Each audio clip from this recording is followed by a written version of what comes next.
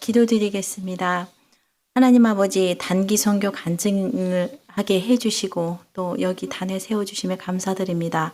부족한 말로 전하려는데도 하나님의 크신 권능으로 성도님들의 삶에 조금이라도 묶임이 풀리는 간증이었으면 좋겠습니다. 이 시간 온전히 주께 영광 돌리며 사랑 많으신 예수 그리스도 이름으로 기도드렸습니다. 아멘. 안녕하세요. 단기 선교에 가서 뭐 이렇게 많이 느꼈냐 이렇게 말씀을 하시는 분도 계시더라고요. 그런데 저는 이제 1월 달에 정말 어려운 일이 가정에도 많았고 회사에도 많았고 좀 안팎으로 좀 힘이 들었습니다. 그래서 하나님께 간구드리며 기도를 드렸을 때 하나님께서 주신 말씀이 마태복음 11장 28절에서 29절 말씀이었습니다. 수고하고 무거운 짐진 자들아 다 내게로 오라 이렇게 말씀을 하셨어요. 근데 그 말씀이 딱 생각이 났어요. 그래서 도대체 수고하고 무거운 이 짐들을 하나님께 맡겨야 되는데 머리로는 이해되는데 가슴으로 내려오지 않았습니다. 그리고 또 아들을 위해서 기도를 많이 했는데 제가 너무 울고 기도를 너무 심하게 하니까 하나님께서 마음속에 주시는 말씀이 일본 단기 선교부터 한 걸음 이렇게 말씀하시는 것 같았습니다. 그래서 이제 아무 생각 안 하고 가기로 마음을 먹고 이제 갔는데 저에게는 두 가지 짐이 있었습니다. 첫째는 자녀에 관한 것이었고 둘째는 노후에 나의 신앙생활을 어떻게 해야 할까였습니다. 자녀에 관한 것은 앞이 보이지 않는 벽이 사방에 둘러친 것처럼 저를 짓눌렀습니다. 아무리 기도하고 해도 그거에 벗어날 수가 없었어요. 건강도, 학교 생활도, 바른 생활도, 성실함도 전혀 없었고 제가 보기에는 희망이 없었습니다. 그런데 일본 공항에 딱 도착한 순간 단번에 그 짐이 내려졌습니다. 준비해간 QR코드가 로그인되지 않아서 1차로 진땀을 흘렸고 2차로 통과해야 되는데 저는 통과됐는데 아들을 붙들고 안 놔주는 겁니다. 그쪽에서. 와 정말 이건 어떻게 할 수가 없었습니다. 문으로 들어갈 수도 없고 아이에게 뭐 조언을 할 수도 없고 그 상황에서 아들이 침착하게 일본어로 다 그거를 다 해결을 하고 나왔습니다. 하나님이 저한테 말씀하시는 것 같았습니다. 너나 잘해라. 그래서 단번에 그건 해결됐습니다. 그래서 나만 잘하면 아무 문제 없는데 믿음이 없는 저를 보게 하셨습니다. 그 어머니의 기도는 땅에 떨어지지 않는다는 그 말씀을 자주 듣고 저도 합니다. 그런데 믿지 못했습니다. 아이를 처음 가졌다는 얘기를 듣고 그때부터 새벽 기도를 시작했습니다.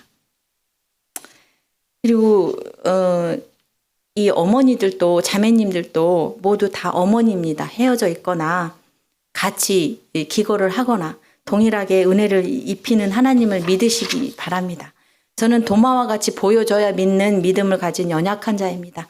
우리 자매님들이나 성도님들은 저보다 훨씬 지혜롭지 않습니까? 그냥 믿으시면 될 것 같습니다. 그런 말씀이 생각났습니다. 갈라디아서 5장 6절 그리스도 예수 안에서 할례나 무할례자나 효력이 없으되 사랑으로서 역사하는 믿음뿐이니라. 결국은 믿음이 종착역임을 또 생각합니다. 그리고 마가복음 11장 24절에 무엇이든지 기도하고 구하는 것은 받은 줄로 믿으라. 그리하면 너희에게 그대로 되리라. 아멘. 포기하지 않으셨으면 좋겠습니다. 이루어질 때까지 우리 기도로 끝까지 이겨나갑시다. 그리고 둘째로 노후의 신앙생활입니다. 저는 급여소득자입니다. 직장이 없으면 생활비가 끊기는 삶입니다. 나이가 들며 사회에서는 서로 더욱 능력 있는 젊은 인재들을 등용하고 저같이 나이 들어가는 이들은 뒤로 물러나거나 회사에서 다닐 수도 없는 상황이 됩니다. 그러나 교회나 생활은 그 급여가 필요합니다.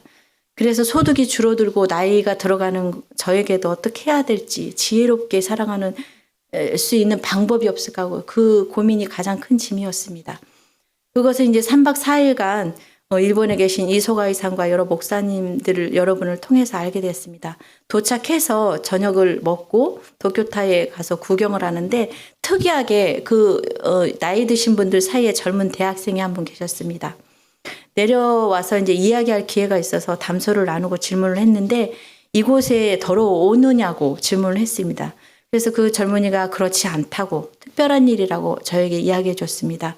눈치가 그분들 중에서도 처음 오시는 분들도 계실 거라는 생각이 들었습니다. 우리가 뭐라고 이런 대접을 받을까 생각이 들었고 그들의 섬김을 보며 가장 좋은 것을 우리에게 주시는 하나님이 생각났습니다. 마태복음 11장 29절 말씀에 나는 마음이 온유하고 겸손하니 나의 마음은 온유하고 겸손하니 이 말씀이 제 마음을 때렸습니다. 일본의 그리스도인, 한국의 그리스도인, 또 중국의 조선의 그리스도인들이 모두 하나입니다. 그때 생각하기를 우리 교회의 단체와 교회의 이름이 생각났습니다. 어찌 그리 무릎을 탁 치면서 이름을 이렇게 잘 지었을꼬라는 생각이었습니다. 하나로 드림, 꿈이 아니고 하나더라고요. 그리스도인들은 어딜 가나 세계 어딜 가나 다 하나 같은 모습으로 예수 그리스도와 같은 모습으로 섬기며 살아가는 모습을 깨달을 수 있었습니다. 그리고 또 한 가지 이소가 이상의 한 이야기를 들었을 때 딱 한 구절의 노래 가사가 생각났습니다. 험한 세상 달이 되어 라는 노래 가사입니다. 일본에서 온 유학생들이 방을 계약하거나 할 때 보증이 필요한데 이 보증을 서준다는 말을 들었을 때 저희 친정아버지가 아버지는 일본에서 생활을 많이 하셨습니다. 그래서 어린 저에게 일본인들은 정말 친절하고 좋다고 그러나 사람 보증은 여간에서 서주지 않는다고 하였습니다. 그 보증을 서준다는 거는 정말 큰일입니다. 일본에서는. 그런데 그 자녀들을 이소가이상들은 그 유학생들을 그 방 계약할 때나 이런 것들을 보증을 서준다고 합니다. 이거는 정말 큰일입니다. 일본에서는. 그걸 해준다는 말씀을 들었을 때 그리스도의 사랑, 십자가에 달려 죽으면서까지 저희에게 사랑을 내주시는 그 사랑이 생각났고 딱 한 구절 험한 세상 달이 되어주시는 그 예수 그리스도가 생각났습니다. 그리고 그 집이 있는데 자녀들을 다 키워서 이제 결혼시켜서 분가를 시켰습니다. 그리고 그 집이 이제 넓잖아요. 그래서 그 집은 하나님의 집이라고 선포를 하시고 우리 같은 이들에게 그 집을 내어주는 사역을 하고 계셨습니다. 이소가 이상은. 그래서 그 마음의 그 친절이 또 365일 동안 그 대문과 현관문을 잠그지 않는다고 합니다. 그 말씀을 들었을 때 나도 나이 들면 20년 후에나 또 점점 나이 들면은 저렇게 살아가야겠다라는 생각이 들었습니다.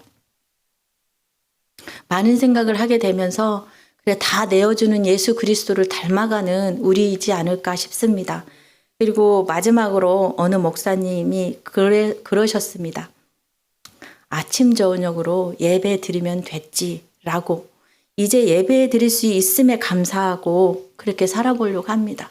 아침도 예배를 드리고 저녁에도 예배를 드리고 우리 하나로 드림의 그 주의 종들은 너무 사랑이 많으셔서 새벽 기도를 부흥회 같이 하시지 않습니까? 이런 사랑은 어디 가도 없습니다. 제가 겪어본 이로는 이 사랑을 하나님의 말씀을 선포하고 그 하나님 말씀대로 살아가게끔 인도해 주는 것이 참 목자라고 했습니다. 우리 주의 종들을 많이 축복해 주시고 주의 종들을 위해 기도해 주시고 또 우리 예배드림에 감사드리며 함께 했으면 좋겠습니다. 기도드리겠습니다. 하나님 아버지 부족한 간증 드렸습니다. 일본을 기도할 때 니느웨를 향한 요나처럼 하기 싫은 기도했습니다. 이제는 그들을 진심으로 하나님 아버지의 마음으로 기도할 수 있어 감사합니다. 이렇게 우리가 서로 사랑하며 아버지의 사랑을 나누며 전하며 사는 삶으로 하나씩 바꿔주시며 감사드리고 예수님의 마음을 닮아가는 우리의 삶이길 원합니다. 우리 성도님들도 믿음으로 하나님께 영광 돌리며 삶을 살아내는 인생이길 간절히 원하며 사랑이신 우리 주 예수 그리스도 이름 받들어 기도드렸습니다. 아멘.